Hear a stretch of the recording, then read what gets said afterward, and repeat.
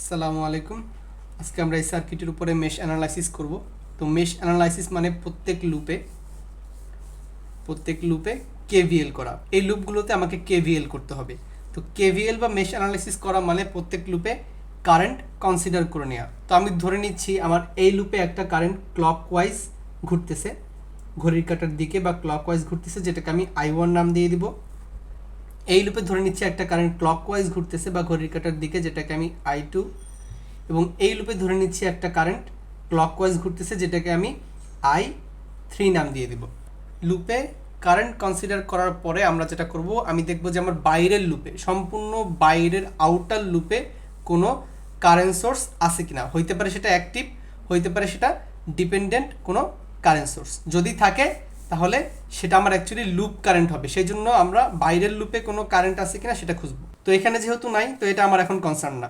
এরপর আমার third step হবে, আমি সার্কিটে কোনো ডিপেন্ডেন্ট কারেন্ট বা ভোল্টেজ সোর্স আছে কিনা। থাকলে আমার ভোল্টেজ বা কারেন্টের ভ্যালু আমি বের করে নিব, যাতে আমার ফার্দার ক্যালকুলেশনে সুবিধা হয়। তো এখানে আমার একটা ডিপেন্ডেন্ট ভোল্টেজ সোর্স আছে, যেটা ভিএক্স ভোল্টেজের উপরে ডিপেন্ড করে। আর এই ভিএক্স ভোল্টেজটা আমার এই 4 কিলো ওম রেজিস্ট্যান্সের অ্যাক্রসে আছে। তো এই ভিএক্স ভোল্টেজটা আমার হবে ভিএক্স ইকুয়াল, তো এখানে ভোল্টেজ যেহেতু, তো ভি ইকুয়াল টু আইআর বসাতে হবে। তো এখানে আমার ভিএক্স ভোল্টেজটা 4 কিলো ওম রেজিস্ট্যান্সের অ্যাক্রসে আছে। তো এখানে আর হলো 4 kilo ohm, which is 4000। V equal to I R তো বসালাম। আই হবে এই ভিএক্স এর অ্যাক্রসে যে কারেন্টটা পজিটিভ থেকে ঢুকতেছে, ওই কারেন্টটা আমার বড় হবে, যেটা এর অপোজিটে আছে সেটা ছোট হবে। তো ভিএক্স এর অ্যাক্রসে বাই 4 কিলো ওম রেজিস্ট্যান্সের অ্যাক্রসের পজিটিভ সাইড থেকে I1 কারেন্ট ঢুকতেছে, I1 বড় হবে, সো I1। এবং ভিএক্স এর অপোজিটে I2 কারেন্ট ঢুকতেছে, মানে নেগেটিভ থেকে I2 ঢুকতেছে, সো I2 আমার ছোট হবে। সো আমি ভিএক্স এর ভোল্টেজটা বের করে নিলাম। এরপর আমাদের ফোর্থ কাজ হবে, আমার এই সার্কিটে ইন বিটুইন টু লুপ, দুই লুপের মাঝখানে কোনো কারেন্ট আছে কিনা। এখানে দেখতেছি আমার কাছে একটা অ্যাক্টিভ কারেন্ট সোর্স আছে I3 এবং I2 লুপের মাঝখানে। যেহেতু একটা কারেন্ট সোর্স দুই লুপের মাঝখানে আছে, এখানে আমাকে সুপার মেশ করতে হবে। সুপার মেশ করার আগে আমরা অক্সিলারি ইকুয়েশন দেখব। আমার অক্সিলারি ইকুয়েশন এখানে হবে, এখানে 6 মিলি অ্যাম্পিয়ারের সাথে I2 কারেন্ট ঘুরতেছে এবং I3 এর অপোজিটে আছে। 6 মিলি অ্যাম্পিয়ার যেদিকে যাচ্ছে, I2 ওদিকে যাচ্ছে, আর I3 6 মিলি অ্যাম্পিয়ার অপোজিটে যাচ্ছে। So 6 milli ampere equal to 0.006 equal I2 6 milli অ্যাম্পিয়ারের সাথে যাচ্ছে, সো I2 বড়। I3 6 মিলি অ্যাম্পিয়ারের অপোজিটে যাচ্ছে, সো I3 ছোট। তো আমি আমার সার্কিটের ফার্স্ট ইকুয়েশন অ্যাকচুয়ালি পেয়ে গেছি। এটা আমার সার্কিটের ফার্স্ট ইকুয়েশন হবে। এটাকে চাইলে আমি একটু সাজায়ও নিতে পারি, I2 মাইনাস I3 ইকুয়াল 0.006। এটা আমি ক্যালকুলেটারে ইনপুট করব, এই ভ্যালুটা আমি ক্যালকুলেটারে ইনপুট করব। তো অক্সিলারি ইকুয়েশনের পরে আমরা সুপার মেশের ইকুয়েশনে আসব। আমার সুপার মেশের ইকুয়েশন হবে, যে কারেন্টটা দুই লুপের মাঝখানে আছে, I3 এবং I2 এর মাঝখানে আছে, ওই পার্টটুকু সম্পূর্ণ ওপেন হয়ে যাবে। এই নোড থেকে এই নোড পর্যন্ত সম্পূর্ণ পার্টটুকু ওপেন হয়ে যাবে। এর সাথে যদি অন্য কোনো রেজিস্ট্যান্সও থাকতো এই লাইনে, অথবা ভোল্টেজ সোর্সও থাকতো, এই পুরো লাইনটাই বাদ হয়ে যাবে। সেক্ষেত্রে রেজিস্ট্যান্স ভোল্টেজ যাই থাকুক, এই লাইনের সাথে পুরো পার্টটাই আমার বাদ হয়ে যাবে, মানে এই পার্টটা আমি ওপেন করে ফেলতেছি। তো এই পার্টটা ওপেন করার পরে I3 এবং I2 দুই লুপের কারেন্টকে আমরা একটা ইকুয়েশনের আন্ডারে লিখব, ওইটাই আমার সুপার মেশের ইকুয়েশন হবে। তো আমরা অ্যাকচুয়ালি এখানে কারেন্টের ভ্যালু ইনপুট করব না, এখানে প্রত্যেক ব্রাঞ্চের অ্যাক্রসে ভোল্টেজের ভ্যালু এখানে ইনপুট করব।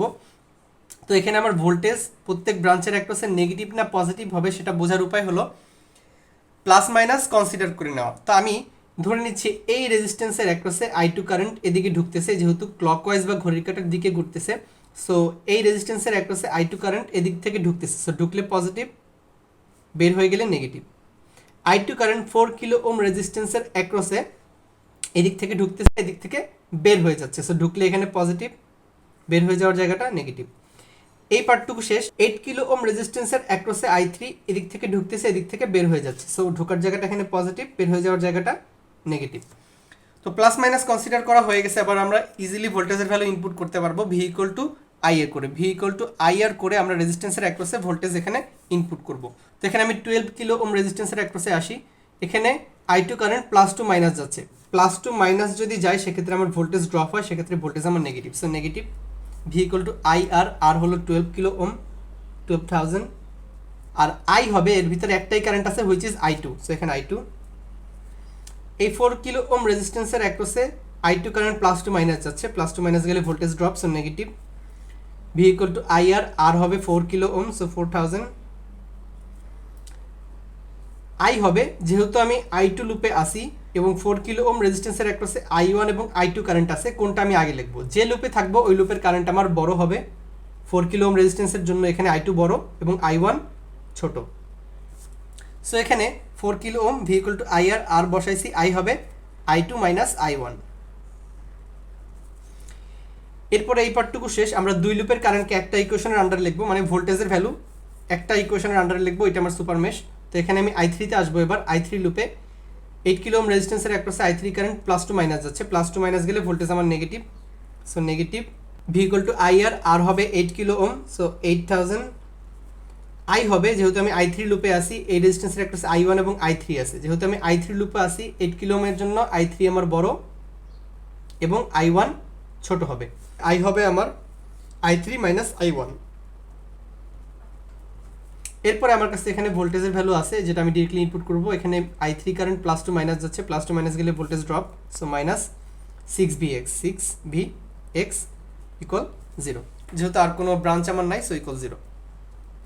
তো এখানে minus 12,000 I2 minus 4,000 I2 minus মাইনাসে প্লাস 4,000 I1, এখানে মাইনাস 8,000 I3 মাইনাস মাইনাসে plus 8,000 I1 and minus 6Vx। Vx আমার কাছে আছে, Vx এখানে এটা আছে আমার কাছে, সো এখানে into 4,000 I1 minus I2 equal 0।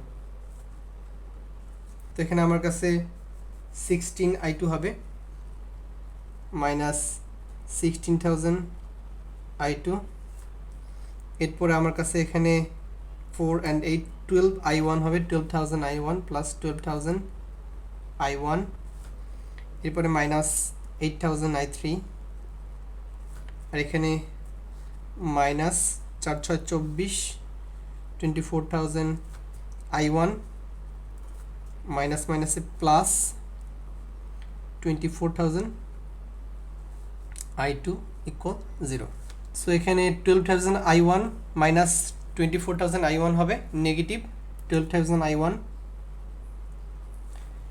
এরপর আমার কাছে I2 আছে 16,000 minus 60,000 I2 plus 24,000 I2, so এখানে পজিটিভ 8,000 I2 হবে। আর আমার কাছে I3 একটাই আছে, which is minus 8,000 I3 equal 0। তো এটা আমার সার্কিটের সেকেন্ড ইকুয়েশন হবে। সো I3 এবং I2 এই দুইটা নিয়ে সুপার মেশ করা হয়ে গেছে। এখন আমার কাছে এই লুপটা বাকি আছে, এই লুপে আমরা কেভিএল বা মেশ অ্যানালাইসিস করব। তো I1 লুপে মেশ অ্যানালাইসিস করব আমরা। তো এখানে এর অ্যাক্রসে প্লাস মাইনাস এখানে দেয়া আছে, এটার অ্যাক্রসে দেয়া নেই, এখানে দিয়ে নেই। তো এখানে I1 কারেন্ট 12 কিলো ওহমের অ্যাক্রসে এখান থেকে ঢুকতেছে, সো ঢুকলে এখানে পজিটিভ, বের হয়ে যাচ্ছে এদিকে নেগেটিভ। এই রেজিস্ট্যান্সের অ্যাক্রসে দেয়া নাই, তো এখানে 8 কিলো ওহম রেজিস্ট্যান্সের অ্যাক্রসে I1 এদিক থেকে ঢুকতেছে, ঢুকলে এদিকে পজিটিভ, বের হয়ে যাচ্ছে এদিক থেকে, তো বের হয়ে গেলে এদিকে নেগেটিভ। তো এখানে I1 12 কিলো ওহমের অ্যাক্রসে এদিক থেকে ঢুকতেছে, প্লাস টু মাইনাস যাচ্ছে, প্লাস টু মাইনাস গেলে ভোল্টেজ আমার negative, so minus V equal to IR, আর হলো 12,000 এবং একটাই কারেন্ট আছে সেটা হলো I1, so I1 8 kilo ohm রেজিস্ট্যান্সের অ্যাক্রসে I1 এবং I3 আছে, যেহেতু আমি I1 লুপে আছি I1 আমার বড় হবে এবং I3 ছোট হবে। So V equal to IR, আর হলো 8,000, যেহেতু প্লাস টু মাইনাস যাচ্ছে I1 current, so minus 8,000 I1 minus I3 minus I3। এরপরে 4 কিলো ওহম রেজিস্ট্যান্সের অ্যাক্রসে আমি যেহেতু I1 লুপে আছি I1 আমার বড় এবং 4 কিলো ওহম রেজিস্ট্যান্সের অ্যাক্রসে I2 কারেন্ট আছে, I2 আমার ছোট হবে। সো এখানে I1 current plus to minus যাচ্ছে, প্লাস টু মাইনাস গেলে negative, negative V equal to IR, আর হবে 4 কিলো ওহম 4,000, I হবে I1 মাইনাস I2 ইকুয়াল 0। তো এখানে minus 12,000 I1 minus 8,000 I1 minus মাইনাসে plus 8,000 I3 minus 4,000 I1 minus মাইনাসে plus 4,000 I2 equal 0। তো এখানে তো আমার কাছে -12,000, 8,000, টোটাল 20,000, -24,000 I1, I2 আমার কাছে একটাই আছে, সো +4,000 I2, I3 একটাই আমার কাছে আছে, সো +8,000 I3 = 0। এটা আমার সার্কিটের থার্ড ইকুয়েশন। এখন আমরা এই ইকুয়েশন তিনটাকে ক্যালকুলেটরে ইনপুট করে I1, I2 এবং I3 এই তিনটে ভ্যারিয়েবলের কারেন্ট বের করে ফেলবো। তো এখানে আমার কাছে ম্যাক্সিমাম তিনটে ভ্যারিয়েবল আছে, I1, I2 এবং I3। সো আমি তিনটে ভ্যারিয়েবল ইনপুট করার জন্য ক্যালকুলেটরের মোডে যাব।